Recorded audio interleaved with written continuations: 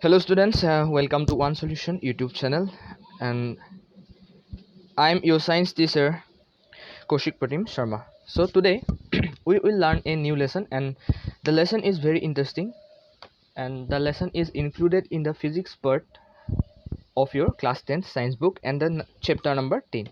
The name of the lesson is light reflection and refraction.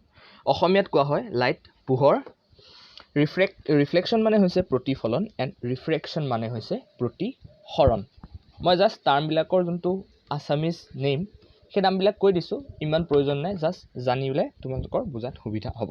So' লেচনটো start কৰাৰ আগতেই ত' physics বস্তুটো এনেকুৱা যে আমি যোনটো ইয়াতে দিয়া আছে যে we see a variety of object in the world around us, এনেকৈ লাইন বাই লাইন পঢ়ি একো আইডিয়া গোটাব নোৱাৰিম. কিন্তু কেমেষ্ট্ৰি পাৰ্টৰ কথাটো বেলেগ, যে কেমেষ্ট্ৰিত এটা ৰিয়েকশ্যনৰ বিষয়ে দিয়া থাকে, তাৰ ডেফিনেশ্যনটো ডাইৰেক্ট দিয়া থাকে. গতিকে সেই ডেফিনেশ্যনটো পঢ়ি আমি গম পাব পাৰোঁ যে ছাপ'জ ডিছপ্ৰপৰ্চনেশ্যন ৰিয়েকশ্যন কি হয়, কম্বিনেশ্যন ৰিয়েকশ্যন কি হয়, ফিউজন কি হয়, বায়'লজি, এইবিলাক আমি এনেকৈ ডেফিনেটকৈ গম পাব পাৰোঁ. কিন্তু ফিজিক্স বস্তুটো ভাল এটা আইডিয়া নাথাকিলে পেৰেগ্ৰাফ পঢ়ি পেলাই একো বুজি পাব নোৱাৰি, আৰু কিছুমান বহুত অদৰকাৰী কথা দিয়া থাকে NCERT-ত, পেৰেগ্ৰাফ এনেই তেনেকৈ পেজবিলাক নষ্ট কৰি দিয়ে. যি কি নহওক, ডায়েগ্ৰামৰ সহায়ত মই গোটেই লেচনটো আৰু 100% কনচেপ্টৰ বেচিছত বুজিবলৈ চেষ্টা কৰিম. তো ফাৰ্ষ্ট লেচনটো ষ্টাৰ্ট দিয়াৰ আগতে আমি গম পাব লাগিব যে তাৰ লেচনটো complete depends on light. So' light কি হয় সেই বিষয়ে আমি গম পাব লাগিব. এইটো এটা মই কি ড্ৰ কৰিছোঁ, এইটো এটা বাল্বটো এটা বেটেৰীৰ লগত কানেক্ট হৈ আছে, আৰু বেটেৰীয়ে এই বাল্বটোক এখন ইলেক্ট্ৰিক ফিল্ড প্ৰভাইড কৰি আছে, যাৰ কাৰণে বাল্বটো জ্বলি আছে. চ' ইলেক্ট্ৰিকৰ কথা মই ডিছকাছ কৰিবলৈ নাযাওঁ ভিডিঅ'টোত, কাৰণ মেইন যাৰ যোনটো কনচেপ্টেই হ'ল লাইটৰ ওপৰত. গতিকে লাইটনো কি হয় তাৰ বিষয়ে মই অলপ জাষ্ট প্ৰাইমেৰী এটা আইডিয়া দিবলৈ ট্ৰাই কৰিম. কজ যোনটো লাইট প্ৰডাকশ্যন, লাইটৰ কেনেকৈ সৃষ্টি হয়, সেইটো ক্লাছ 12তহে তাৰ ডিটেইল এক্সপ্লেনেশ্যন আছে. তোমালোকক যদি এতিয়া মই কওঁ যে এনেকৈ কাৰেণ্ট প্ৰডিউচ হয়, এনেকৈ কি হয়, তোমালোকে কথাটো গম নাপাবা. চ' মই চিম্পলকৈ এটা প্ৰাইমেৰী আইডিয়া দিবলৈ চেষ্টা কৰিম. চ' চোৱা, বেটেৰীৰ কথা বাদ দিয়া, চাৰ্কিটৰ কথা বাদ দিয়া, বেটেৰীটোৰ কাৰণে জাষ্ট ইয়াতে এই কাৰেণ্ট ফ্ল' হৈ আছে. এইডাল ফিলামেণ্ট চবেই জানো আমি, যেতিয়া ইয়াৰ মাজেৰে কাৰেণ্ট ফ্ল' হয় তেতিয়া এই ফিলামেণ্টডালত কি হয়, ফিলামেণ্টডালত যোনবিলাক বহুত পাতল হয় ন, ফিলামেণ্টডালত কিছুমান যোনবিলাক পাৰ্টিকলছ থাকে, সেই পাৰ্টিকলছবিলাক এক্সাইটেড হৈ যায়. আৰু আমি জানো যে ছলিডত যেতিয়া বস্তু এটা, ছলিড ছাবষ্টেঞ্চত যেতিয়া পাৰ্টিকলটো এক্সাইটেড হয়, সি তাৰ নিজৰ পজিশ্যনটো সলাব নোৱাৰে, নিজৰ জেগাতে এনেকৈ ভাইব্ৰেট কৰি থাকে. চ' এই ফিলামেণ্টডালৰ পাৰ্টিকেলবিলাকো এনেকৈ ওচৰতে নিজৰ পজিশ্যনতে ভাইব্ৰেট কৰি থাকে. কিয়? সি এটা ডিষ্টাৰবেঞ্চ পাইছে, কাৰ পৰা পাইছে? এই ইলেক্ট্ৰিক ফিল্ডখনৰ পৰা এনেকৈ ভাইব্ৰেট কৰি থাকে. এনেকৈ ইনফাইনাইট নাম্বাৰ অফ পাৰ্টিকলছ এই ফিলামেণ্টডালত প্ৰেজেণ্ট আছে. গতিকে ই এনেকৈ ভাইব্ৰেট কৰি থাকে, গোটেইবোৰ পাৰ্টিকেলতে এনেকৈ ভাইব্ৰেট কৰিবলৈ আৰম্ভ কৰি দিয়ে, আৰু ভাইব্ৰেট কৰাৰ ফলতেই এটা এনেকুৱা ৱেভৰ সৃষ্টি হয়. সিহঁতি কিছুমান ৱেভ এমিট কৰে, ইয়াৰ পৰা ৱেভ এমিট কৰিবলৈ লয়, আৰু এই ৱেভবিলাকক কোৱা হয় ইলেক্ট্ৰমেগনেটিক ৱেভ. কি হয় পিছতকৈ গম পাবা, জানি থোৱা যে ই কিছুমান ৱেভ এমিট কৰে. কিয় কৰে মই ক'লোঁ, এই ৱেভ এমিট কৰে, সেই ৱেভবিলাক হৈছে ইলেক্ট্ৰমেগনেটিক ৱেভ. আৰু এই কিছুমান ইলেক্ট্ৰমেগনেটিক ৱেভ বিভিন্ন প্ৰকাৰ হ'ব পাৰে, বাল্বে এৰে, বেলেগ কিছুমান পদাৰ্থ এৰিব পাৰে, তাৰ কিছুমান ৰেঞ্জ থাকে. আৰু এই বাল্বটোৱে যিখিনি ইলেক্ট্ৰমেগনেটিক ৱেভ এমিট কৰিছে সেইখিনি ভিজিবল ৰেঞ্জত পৰে 400 পৰা 700 নেন'মিটাৰ. ইহঁতৰ যোনবিলাক ৱেভলেংথবিলাক 400 পৰা 700 নেন'মিটাৰৰ ভিতৰত পৰে. সেইবোৰ এই ৱেভবিলাক যেতিয়া আমাৰ চকুত পৰে, চকুৰ ৰেটিনাত পৰে, ই ৰিফ্লেক্ট হয়, আৰু ব্ৰেইনে ইয়াক ডিটেক্ট কৰিব পাৰে, আৰু সেইকাৰণে আমি গম পাওঁ যে এই বাল্বটো জ্বলি আছে. আৰু সেই ইলেক্ট্ৰমেগনেটিক ৱেভবিলাকৰ ছামেশ্যনবিলাকেই হৈছে লাইট.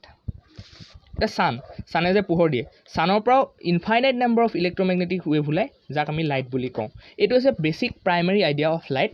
আৰু তাৰ কাৰণে কেনেকৈ ইলেক্ট্ৰমেগনেটিক ৱেভ সৃষ্টি হ'ল, কি হয় ইলেক্ট্ৰমেগনেটিক ৱেভ, তাৰ ডিটেইল এক্সপ্লেনেশ্যন এতিয়া ক'লে তোমালোকে একো ধৰিবলৈ নোৱাৰিবা, পিছতকৈ গম পাবা. চ' লাইট হ'ল এইটোৱে মেইন. এই পেৰেগ্ৰাফটোতো এটা ফেন'মেনন দিয়া আছে, পেৰেগ্ৰাফটো নিজে ৰিড কৰি ল'বা, মই লাইন বাই লাইন কোনো বস্তু নপঢ়াওঁ. ডিফ্ৰেকশ্যন কি হয় সেই বস্তুটো ইয়াতে কোৱা হৈছে. মই এতিয়া ডায়েগ্ৰামৰ লগত দেখাই দিছোঁ যে ডিফ্ৰেকশ্যন বস্তুটো কি হয়, আৰু পিছলৈ ডিফ্ৰেকশ্যনৰ বিষয়ে আছে, এই লেচনটোতে আছে, পিছলৈ ডিটেইলত ক'ম. এতিয়া জাষ্ট মই কৈ দিছোঁ হোৱাট ইজ ডিফ্ৰেকশ্যন. এই যোনবিলাক ইলেক্ট্ৰমেগনেটিক ৱেভ বা যাক আমি লাইট বুলি কওঁ, এইবিলাক বেকা বেকি হ'লেও বহুত সৰু হয়. গতিকে ইহঁতক লাইটবিলাকৰ এটা প্ৰপাৰ্টি হ'ল যে ইহঁতি ষ্ট্ৰেইট লাইনত মুভ কৰে. যদি আমি এনেকুৱা এডাল পাইপ আছে, ছাপ'জ এই পাইপডালত এটা টৰ্চ মাৰি দিওঁ, পাইপডাল যদি এনেকৈ বেকা হয়, ই বেকা হৈ পোহৰটো এনেকৈ যাব নোৱাৰে, এইখিনিতে বেণ্ড হৈ যাব.